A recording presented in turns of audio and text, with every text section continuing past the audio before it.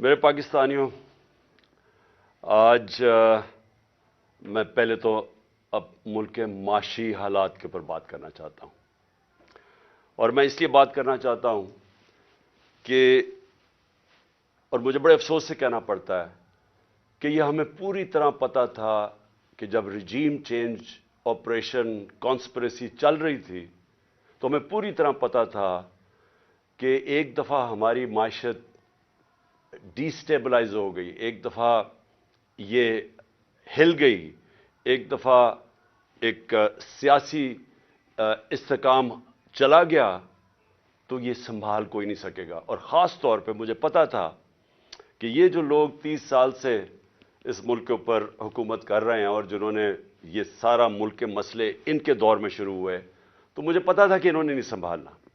تو میں نے اپنی طرف سے پوری جو نیوٹرلز تھے ان کو پوری طرح میں نے آگاہ کیا، اور میں نے پھر سے میں بار بار یہ چیز اس لیے کہتا ہوں کیونکہ یہ ہمیں پتا تھا یہ ہونا ہے۔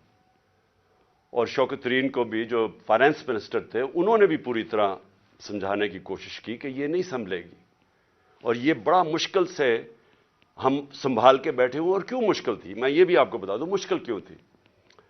اسے کہتے ہیں کموڈٹی سپر سائیکل۔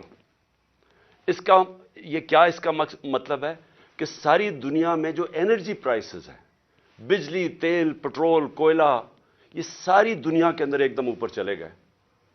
کرونا کے بعد جو کہ ایک سپلائی سائڈ کے اندر ڈسرپشن دنیا میں آئی، یعنی جو اس سے نیٹ ورکس ٹوٹے کیونکہ کرونا میں لاک ڈاؤن شروع ہو گئے، تو اس سے جو سب سے بڑا نقصان ہوا کہ جب سپلائیز ٹوٹی انرجی پروڈکٹس کی تو قیمتیں اوپر چلی گئی۔ تو ہم جب آخری دن ہمارے حکومتوں میں تھے تو جو تیل تھا وہ 110 سے $115 پہ چلا گیا پر بیرل۔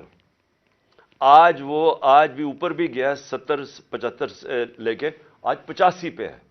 تو جب ہم تھے تو جب تیل اوپر جاتا ہے تو سب کچھ اوپر چلا جاتا ہے، اور پھر جس طرح میں نے کہا کہ باقی بھی جو کوئلہ اور گیس، یہ سب اوپر چلے گئے۔ تو ہمارے لیے مشکل تھا بڑا، کیونکہ ہم بڑا بیلنس کر رہے تھے کہ ایک طرف لوگوں کو بھی مہنگائی سے بچائیں، لیکن امپورٹڈ انفلیشن آ رہی تھی باہر سے، جو بھی چیزیں باہر سے آ رہی تھی۔ اب گھی، وہ پام آئل اوپر چلا گیا تو گھی کی بھی قیمتیں، دالیں اوپر چلی گئیں، تو ہم بڑی مشکلوں سے بیلنس کر رہے تھے۔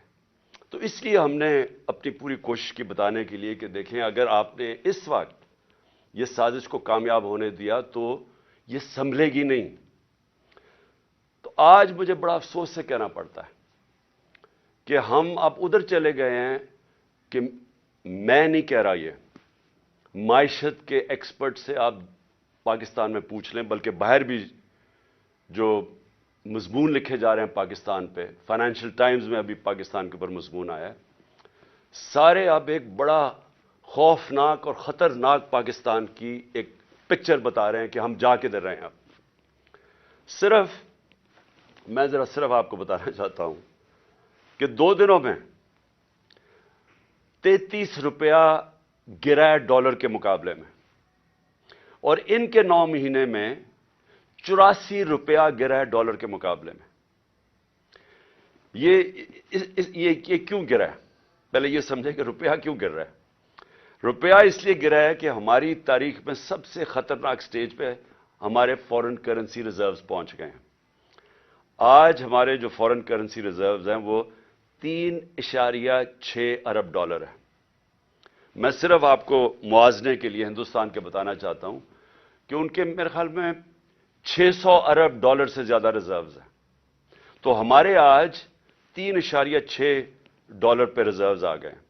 میں صرف آپ کو بتانا چاہوں کہ جب یہ نو کانفیڈنس کا یہ موشن داخل کروائی گئی تھی اسمبلی میں، اس وقت ہمارے ریزروز $16.4 ارب تھے۔ ہم جب گورنمنٹ میں آئے تھے تو وہ 8 اور 9 ارب کے بیچ میں تھے۔ ہم نے ان کو ادھر سے اٹھا کے تو $16.4 ارب پہ ہمارے ریزروز تھے جب نو کانفیڈنس دائر ہوا یہ سازش کے تحت۔ تو जब उधर से 16.4 से आज पहुंच गए 3.6 पे, इससे क्या हुआ? रुपए पे प्रेशर पड़ना शुरू हो गया और रुपया गिरना शुरू हो गया। तो ये मैं आज आपको बताऊं कि हमारे दौर में ये बार बार कहते थे तबाही कर दी हमने, महंगाई की तबाही कर दी, उसके महंगाई के ऊपर मैं बाद में आता हूं, लेकिन रुपया गिर रहा है। और बड़ी वो इसहाक डार वहां से स्टेटमेंट्स देता था लंदन में, जिधर फरार हुआ था कि मैंने ये डॉलर कर दिया और मैं ये कर दूंगा, और आपको पता है आते साथ भी उसने फिर बढ़ के मारी। तो वो जो 84 रुपया गिरा है हमारा डॉलर के मुकाबले में सिर्फ 9 महीने में। अब इसका असरात क्या है? सबसे पहले तो इसके असरात ये हैं कि जो पाकिस्तान में रहने वाले हैं, जिनका जीना मरना पाकिस्तान में, जिनके रुपए में कमाते हैं, जो तनख्वाहदार हैं इस मुल्क के अंदर, उनके ऊपर अब क्या असर हुआ कि अगर उनके अंदर उनके बैंक में पैसे पड़े हुए थे तो एकदम उनके रुपए की कीमत गिरनी शुरू हो गई। यानी जो रुपया खरीदता था उसमें अब वो कम चीजें खरीद सकेगा। लेकिन जिनके पैसे बाहर लंदन में और ऑफशोर अकाउंट्स में डॉलर्स में पड़े हुए हैं, जिन्होंने बड़ी मेहनत से चोरी करके पैसा मुल्क से बाहर लेके गए हैं, उनकी दौलत में इजाफा हो रहा है। पाकिस्तानियों की दौलत में कमी हो रही है, उनकी दौलत ऊपर जा रही है। और इसलिए मैं एक चीज बार बार कहता हूं, और मैं आज आप सबको यह कहना चाहता हूं, मेरी कौम गौर से मेरी बात सुन रहे, कभी किसी पार्टी को वोट ना दो जिसकी लीडरशिप के पैसे मुल्क से बाहर पड़े। क्यों? क्योंकि अब इनको क्या फर्क पड़ रहा है? मुझे बताएं, जो इस वक्त मुल्क के ऊपर मुसल्लत है, ये जरदारी और शरीफ खानदान, इनको क्या नुकसान हो रहा है? इनके तो पैसे बाहर पड़े हैं। इनके तो हर यहां से जो पैसा चोरी करते थे हुंडिये वाले से बाहर डॉलर्स में, और जब मंगवाना हो तो फिर किसी पापड़ वाले और चीनी वाले के नाम पे मंगवा लिया फेक अकाउंट्स पे, और वही जरदारी ने किया फेक अकाउंट्स में। ये तो पैसा अपना बाहर भेज देते हैं, लॉन्चों में इनके डॉलर्स बाहर जाते हैं, जहाज जाता था तो दुबई जाता था या बाहर चले जाते थे पैसे, इनके तो बाहर पैसे पड़े हैं। तो असर किसको हो रहा है? असर हमारी तरह के लोग जो अपना सब कुछ बेच के, जिन्होंने बाहर कमाई की थी। मैंने जब लंदन का अपना फ्लैट बेचा था तो मैं जब अपना रुपए में, वो पाउंड्स को रुपए में लेके आया था तो 90 रुपए का एक पाउंड था, आज 300 रुपए का पाउंड है। तो हम जो, इससे क्या होता है? लोग क्यों पाकिस्तान में पैसा लेके आए? लोग बाहर रखें। क्यों बैरून मुल्क पाकिस्तानी अब पाकिस्तान में पैसा लेके आए? क्यों पाकिस्तान में सरमायाकारी करें? जब रुपया गिरता जा रहा है, वो डॉलर्स में रखें तो उनको नफा होना शुरू हो जाता है। इसके बहुत दूर के नुकसान आते हैं पाकिस्तान को। लेकिन मैं अब जरा आपको, अपनी कौम को सिर्फ बताना चाहता हूं कि आपके ऊपर, अब मैं खास तौर पे पाकिस्तान के तनख्वाहदार तबके से बात कर रहा हूं, जो भी मजदूर है, दिहाड़ीदार है, पुलिस वाले हैं, फौजी हैं, ब्यूरोक्रेट्स हैं, जो तनख्वाह पे गुजारा करते हैं, आज आप सब गौर से सुन लें कि ये रजीम चेंज के बाद आपके ऊपर अब क्या असरात इसके आने वाले हैं। पेट्रोल, जब हम थे, मैं फिर से याद करा दूं कि इंटरनेशनल मार्केट में तेल उस वक्त $110 के इर्द गिर्द जा रहा था, थोड़ा ऊपर थोड़ा नीचे। आज अभी ऊपर गया है इंटरनेशनल मार्केट में तेल, अभी भी वो $85 के करीब है, ये $75 तक आ चुका था। लेकिन हमारे वक्त पे कितना लीटर बिक रहा था पेट्रोल और डीजल? 150 रुपए लीटर हमारे दौर में पेट्रोल था और 145 रुपए डीजल बिक रहा था। आज जो पेट्रोल और डीजल है, वो जब ये रुपया गिरेगा तो रुपए की गिरने से ये ऊपर चला जाएगी इसकी कीमत। तो ये इसकी कीमत अगर टैक्सेस मजीद और ना लगाए गए, 50 रुपए लीटर पेट्रोल और 50 रुपए लीटर डीजल ऊपर जाएगा, ये जो रुपया गिरा है। इसके अलावा मैं चाहता हूं जरा ये आराम से चीजें सुने आप, क्योंकि आपको पता होना चाहिए कि आज हम खड़े किधर हैं اور یہ جب میں کہتا جا رہا تھا کہ ان کو نہ بلکہ الیکشنز کروا دو، وہ بہتر تھا بجائے کہ یہ لوگ پھر آئیں اور یہ جو صرف ان کا تو مقصد اپنی چوری، اپنے کرپشن کیسز ختم کرنے تھے اور وہ کر لیے انہوں نے. تو یہ عوام کے لیے تو آئے نہیں تھے. عوام کو تو یہ اب جو چھوڑ کے گئے ہیں اب آپ کے سامنے. جب ہم چھوڑ کے گئے تھے تو 12% تھی مہنگائی، انفلیشن، جس کو سی پی آئی کہتے ہیں. کنزیومر پرائس انڈیکس اس وقت 12% تھی. آج وہ 35% پہ جائے گی. یہ جو اب روپیہ گرا ہے اس سے اب یہ جائے گی 35% کے اوپر. اور جو دوسری ایک اور جس کو کہتے ہیں سینسٹیو پرائس انڈیکس، وہ ہوتا ہے، وہ مہنگائی وہ چیزیں ہوتی ہیں جو لوگوں کے استعمال میں، کھانے پینے کی چیزیں، بجلی، گیس، جو عام لوگوں کو افیکٹ کرتی ہیں. وہ ہمارے دور میں ہم 16 روپے چھوڑ کے گئے تھے. اور یہ یاد رکھیں تب قیمتیں سب سے اوپر تھی ساری. یہ جو گھی کی امپورٹس تھیں، یہ ایڈیبل آئل، یہ سب سے اوپر تھا. تو ہم اس پیک کے اوپر تھے تو تب وہ 16% تھی. یہ اب جائے گی 45 سے 50%. یعنی پاکستان کی تاریخ کے اندر یہ سب سے زیادہ مہنگائی ہوگی. اور جو چیزیں امپیکٹ ہو. اچھا، اسی دور میں صرف آپ کو بتا دوں، ہمارے دور میں 12% مہنگائی تھی. اس وقت ہندوستان میں 7% تھی. آج پاکستان میں 35% پہ چلی گئی ہے، ہندوستان میں 6% آ گئی ہے. تو وہاں مہنگائی کم ہوئی ہے. کیوں مہنگائی کم ہوئی ہے؟ کیونکہ انٹرنیشنل یہ جو کموڈیٹی سپر سائیکل ہے، قیمتیں نیچے آ گئی ہیں. تو وہاں 7 سے 6% آ گئی ہے، ہمارا 12 سے 35% پہ گئی ہے. تو سارے جو تنخواہ دار طبقے ہیں، آپ سوچ لیں کہ جب 35% مہنگائی ہوگی، آ گئی. مشکل وقت تھا ہمارے دور میں بھی، کرونا کا، انٹرنیشنل جو امپورٹڈ انفلیشن تھی اس کے ہمارے کنٹرول میں نہیں تھی. تو تب وہ سارے اوپر تھے. تو اب تو وہ نیچے آ رہے ہیں، لیکن پاکستان کے اندر آج مہنگائی بڑھتی جا رہی ہے. اور پھر سے جو تنخواہ دار طبقہ ہے وہ سب سے زیادہ اس سے متاثر ہوگا. جو میں عام آدمی کی اب بات کرتا ہوں، میں باقی لمبی چیزوں کے اوپر نہیں جاتا، لیکن میں صرف ایک عام آدمی جس کی بنیادی ضروریات آٹا ہے. ایک عام گھرانہ ہے جو ہم نے اندازہ لگایا ہے کہ ایک عام گھر ہے، اس کے اوپر جو اب آٹے کا خرچہ آئے گا، کیونکہ ہمارے دور میں آٹا تھا،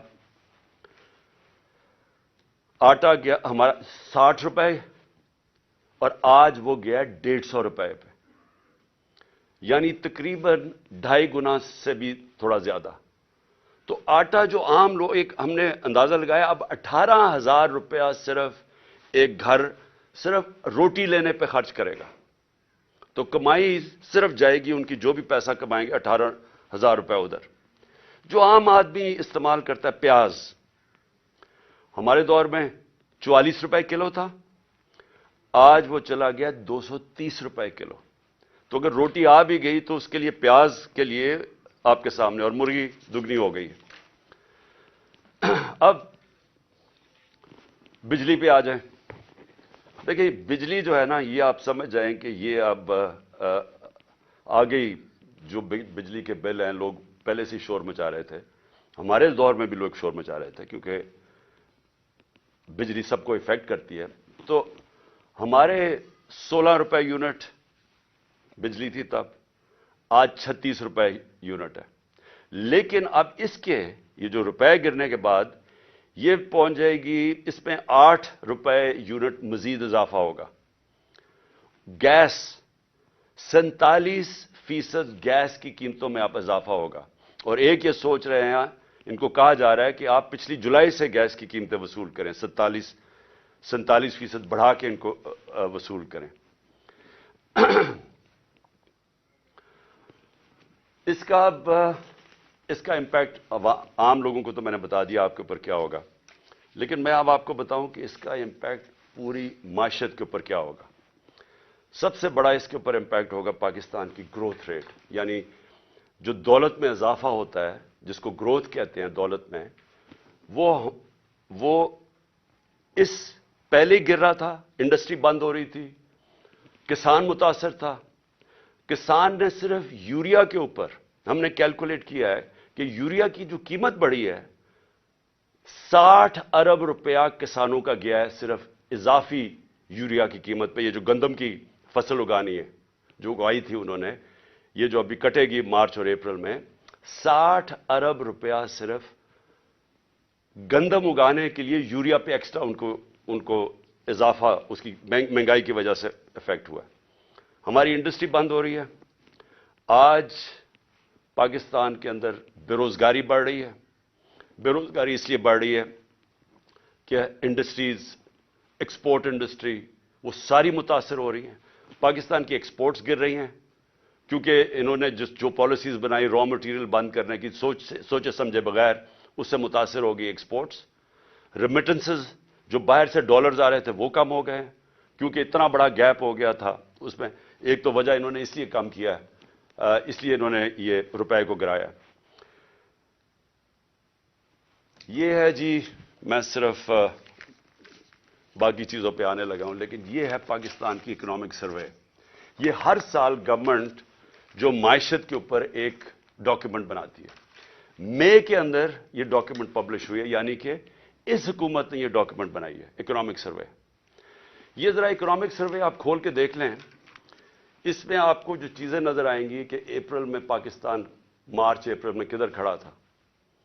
आपको हैरत होगी कि इस सब के कोरोना के बावजूद 2 साल कोरोना, इंटरनेशनल प्राइसेस सबसे ज्यादा ऊपर, जो जिसको मैं बार बार कहता हूं energy prices, commodity super cycle, वो सबसे ज्यादा। उसके बावजूद इस रिपोर्ट में पाकिस्तान की चौथे साल में 6% ग्रोथ रेट हुई, 6% पाकिस्तान की इकॉनमी बढ़ी। आज ये जो मैं आपको बता रहा हूं, ये सिफर से भी नीचे चली जाएगी, ये मनफी में चली जाएगी ग्रोथ रेट। अभी जिस तरह इंडस्ट्री बंद हो रही है, जिस तरह किसान मुतासर हो रहा है, जिस तरह हमारी सर्विसेज इंपैक्ट हो रही है, सारी बिजनेस स्लो डाउन है, तो ये तो बिल्कुल नीचे चली जाएगी। इसका क्या इंपैक्ट पड़ेगा रोजगार के ऊपर? हमारी एक नौजवान आबादी है। मुझे बड़ा फख्र था कि हमारे दौर में 18 लाख नौकरियां हम हर साल मजीद बढ़ाते थे और हमने अपने 3 साल में 55 लाख नौकरियां बढ़ाई। मैं फिर से कहता हूं, कोरोना का दौर था, जब लॉकडाउन के दौर था, उसमें हमने 55 लाख नौकरियां बढ़ाई। अभी सिर्फ टेक्सटाइल वालों से पूछ लो, बाकी चीजें छोड़े, सिर्फ टेक्सटाइल इंडस्ट्री से पूछ लो कि उनको कितना नुकसान हुआ है, उनकी कितनी ज्यादा बेरोजगार हुए हैं सिर्फ टेक्सटाइल वर्कर्स। हमारे दौर में टेक्सटाइल इंडस्ट्रीज को वर्कर्स नहीं मिलते थे, मजदूर नहीं मिलते थे। आज ये हालात है, आप फैसलाबाद जाके देख ले तो आपको नजर आ जाएगा कि किस तरह की बेरोजगारी है और मजीद आगे आ रही है। ये जो इसी में सर्वे में हमारी जो लार्ज स्केल मैन्युफैक्चरिंग है तकरीबन 12% थी। ये 17 साल के बाद हमारी इंडस्ट्री भी ऊपर गई, हमारी ज़राअत भी ऊपर गए, हमारी सर्विसेज इंडस्ट्रीज भी ऊपर गई। रिकॉर्ड टैक्स कलेक्शन हुई। हमारे जो जिस रेट पे हमारा टैक्स बढ़ रहा था, ये भी रिकॉर्ड था पाकिस्तान में 6000, ये इसमें सब कुछ है, 6000 अरब रुपए से ऊपर हमारा टैक्स कलेक्शन हो गई। तो हर चीज जब ऊपर जा रही थी, जब ये चेंज आया। अब मैं इसकी जरा आपको अगली चीज बताता हूं कि अब हम मुल्क जा किस तरफ रहा है। मैं इसलिए ये कहना चाहता हूं कि मुझे अब सबसे पहले तो खौफ आ रहा है कि जब मैंने पहले बात की थी कि ये जब मायशत नीचे चली जाएगी और इनके होते नीचे जाएगी, क्योंकि इसहाक डार जब 99 में जब छोड़ के गया था मायशत, तो तब भी वो लाइफ सपोर्ट मशीन पे थी, और इसके बाद 2018 में भी वो बुरी तरह छोड़ के गया था, एक्सपोर्ट्स में कोई इजाफा नहीं था, और अब आके उसने वहां ले गया है कि पाकिस्तान की नेशनल सिक्योरिटी को खतरा है।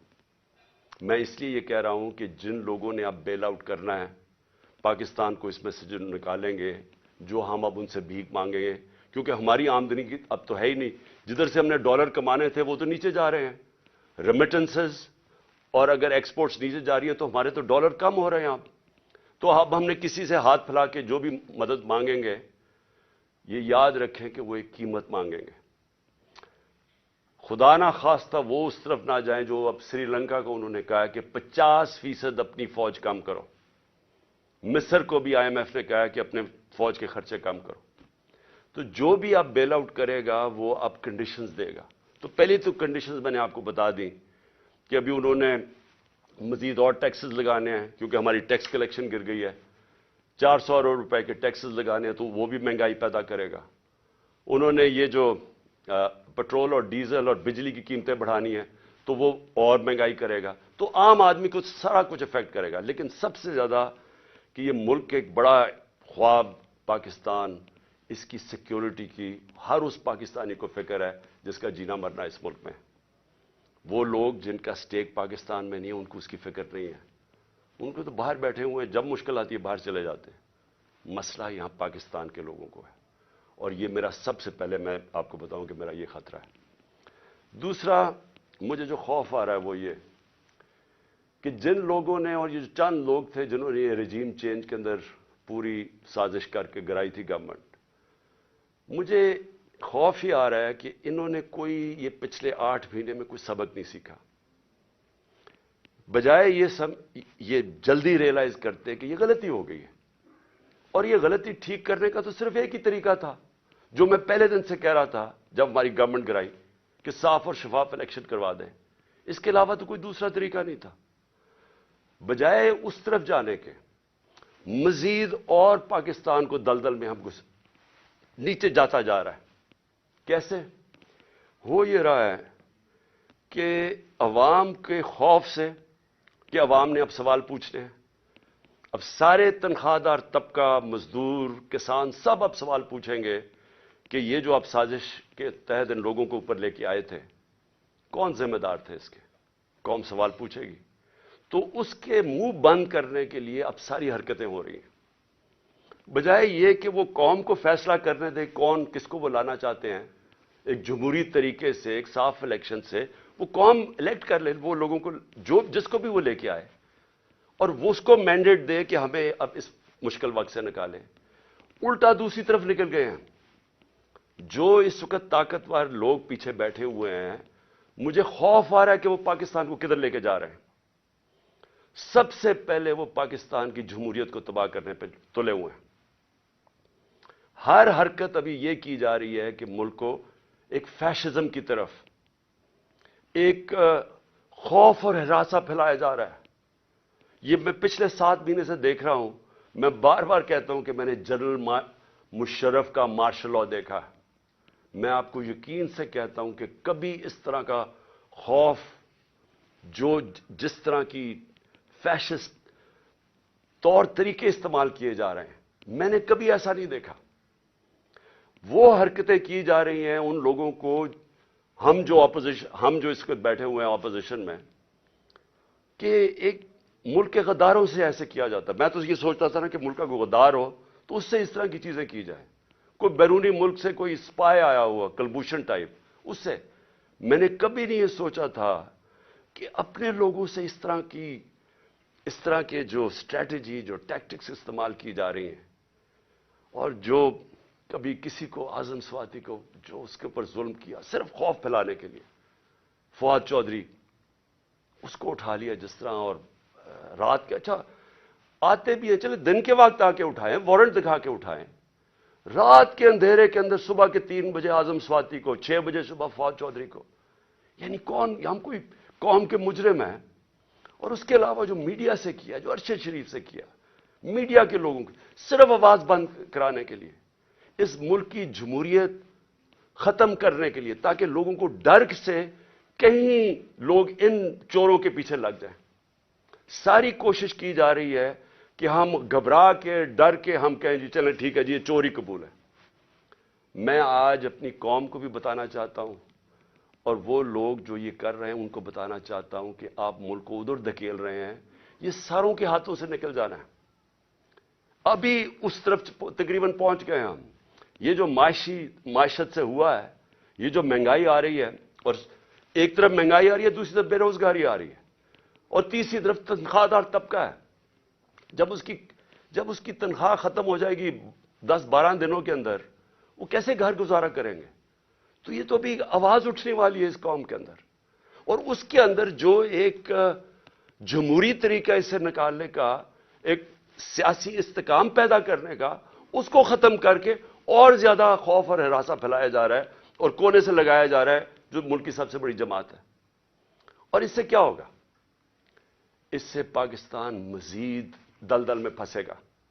ہمارا اس وقت حالات یہ ہیں کہ معیشت تو جا ہی رہی ہے، پاکستان کے چن چن کے ادارے تباہی کی طرف جا رہے ہیں. پارلیمنٹ، فیڈرل پارلیمنٹ کی کیا حیثیت رہ گئی جب راجہ ریاض اپوزیشن لیڈر بن گیا؟ وہ پارلیمنٹ کیا ہے جدھر اپوزیشن ہی نہیں ہے؟ جو کہتا ہے میں نون لیگ سے ٹکٹ لڑوں گا وہ اپوزیشن لیڈر بن گیا. تو پارلیمنٹ ختم. ایف آئی اے کا کام ہے کرپشن پکڑنا، ایف آئی اے کا کام ہے جرم پکڑنا. ایف آئی اے کو صرف شہباز شریف کو وہ منظور چپڑاسی اور وہ جو 16 ارب روپے کی ان کی چوری پکڑی تھی، اس کو مٹانے کے لیے، اس کو دبانے کے لیے ساری ایف آئی اے تباہ کر دی ہے. ایف آئی اے میں اپنے وہ چمچے ڈال دیے ہیں. ان سے کیا کر رہے ہیں کہ انتقامی کارروائی شروع کروا دی ہے ہر ایک کے اوپر. کہ میرے اوپر 70 کیسز کیے ہوئے ہیں، 70 ایف آئی آرز ہیں میرے پہ. ساری ٹاپ لیڈر جس سے ڈر لگتا ہے اس کو پکڑ لیتے ہیں، اس کے اوپر ایف آئی آر کاٹ دیتے ہیں. تو یہ کیا، اس سے کیا ہمارے منہ بند ہو جائیں گے؟ اس سے کیا ملک ٹھیک ہو جائے گا؟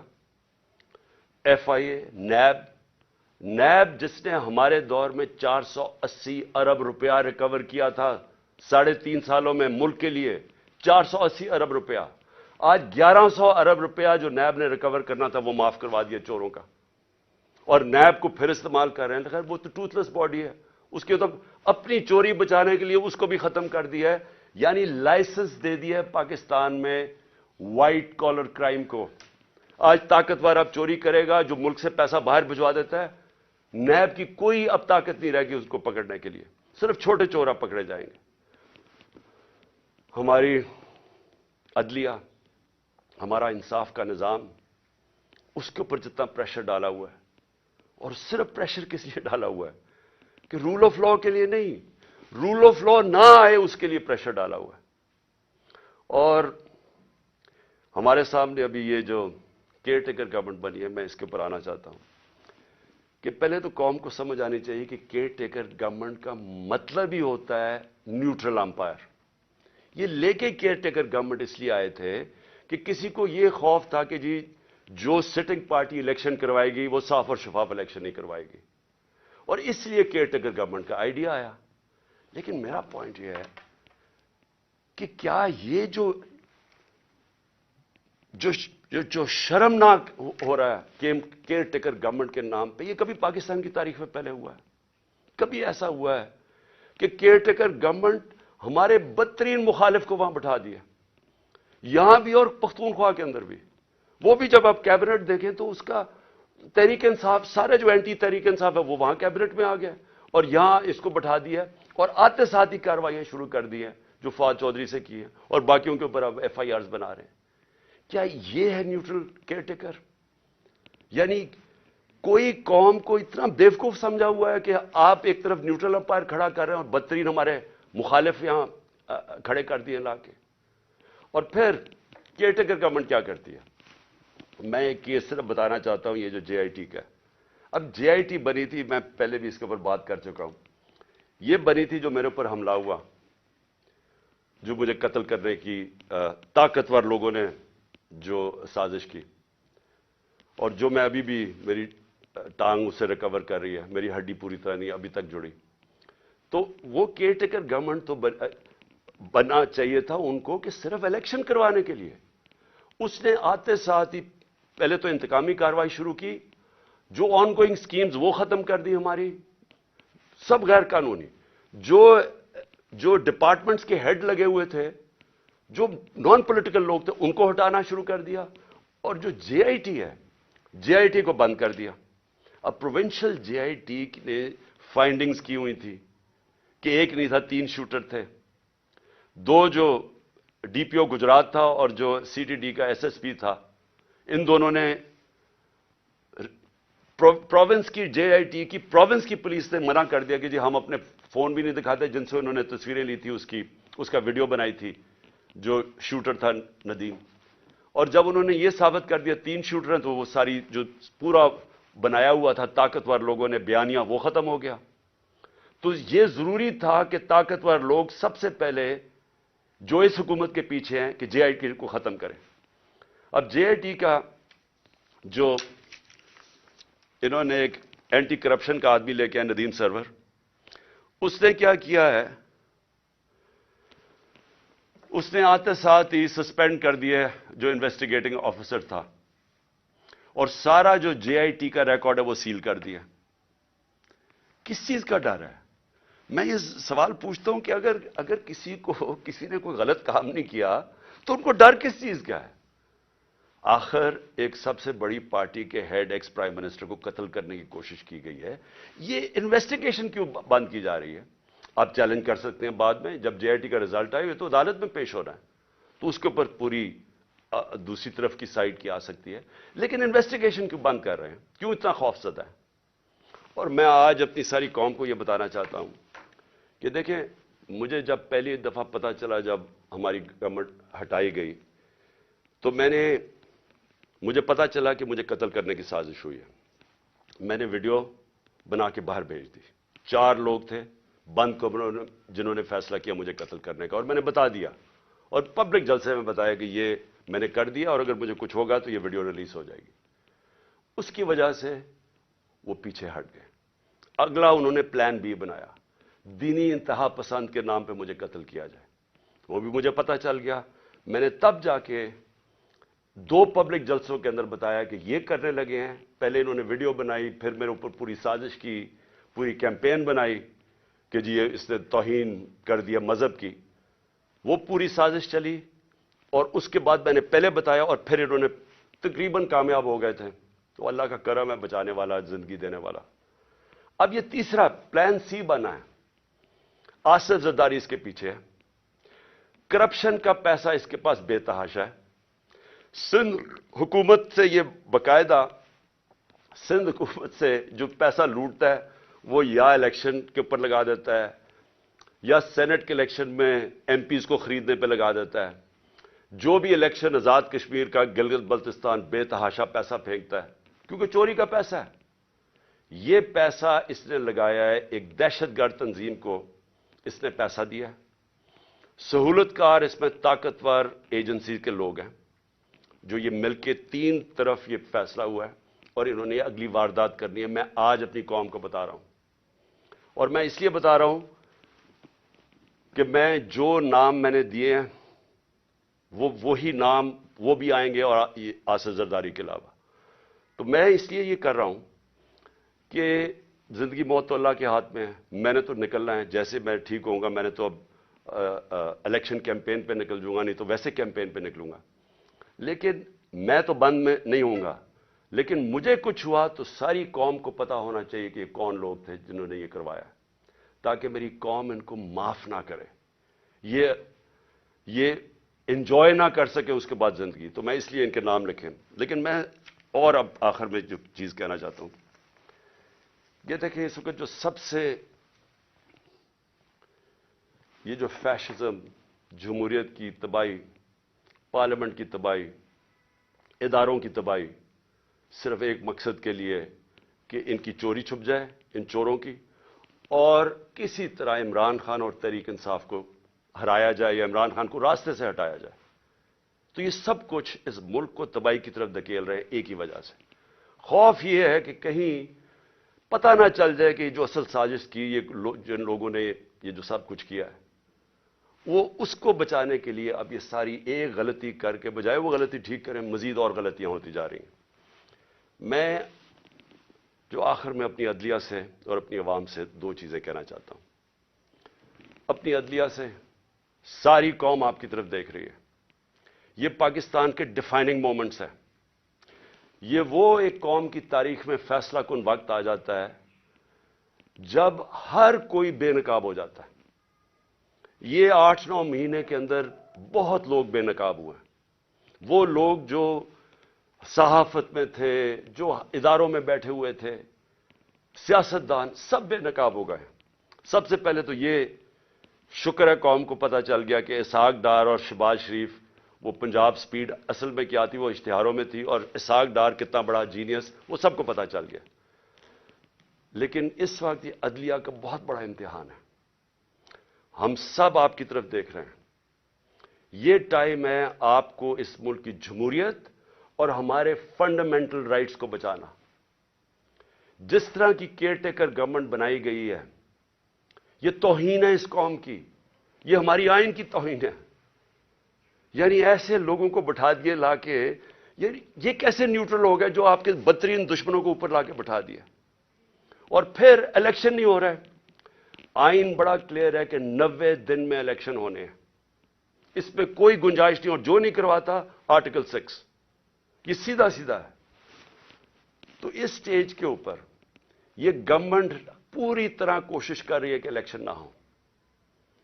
ان کو کوئی فکر نہیں ہے جمہوریت اور آئین کی, ان کو صرف پڑی ہوئی ہے کہ ان کی کسی طرح ڈرے ہوئے الیکشن سے, عوام سے ڈرے ہوئے ہیں, اور ان سے بچنے کے لیے ان کو کوئی فکر نہیں ہے کہ عوام کی مینڈیٹ کیا ہوتا ہے, ان کو کوئی فکر نہیں ہے کہ آئین کیا ہوتا ہے, رول آف لا کیا ہوتا ہے, ان کو کوئی فکر نہیں ہے. پیسہ بچانا ہے انہوں نے, اور انہوں نے, میں آج آپ کو کہہ رہا ہوں, جیسے ہی مشکل وقت آ گیا باہر بھاگ جائیں گے ملک سے, کیونکہ ان کے سٹیکس پاکستان میں نہیں ہیں. تو جن کے سٹیکس پاکستان میں ہیں, میں اپنی عدلیہ سے کہنا چاہتا ہوں کہ ہم آپ کی طرف دیکھ رہے ہیں. دونوں ملک کے آئین کو بھی پروٹیکٹ کریں, ہمارے فنڈامنٹل رائٹس کو پروٹیکٹ کریں. اگر آپ اس وقت نہیں کریں گے تو یہ ڈسینڈ ہو رہا ہے, تقریباً بنانا ریپبلک کی طرف چلا گیا, جو جس طرح کی 7 مہینے میں نے پاکستان میں حرکتیں دیکھی, بنانا ریپبلک کی طرف تقریباً پہنچ گیا. اور دوسرا میں اپنی عوام کو کہنا چاہتا ہوں کہ دیکھیں, آپ کے لیے یہ اب ایک فائنل آزادی کی جنگ ہے, حقیقی آزادی کی. اس وقت خوف پھیلایا جا رہا ہے کہ جی فلانے کو پکڑ لیں گے, یہ پکڑ لیں گے, جو بھی کر دیں گے.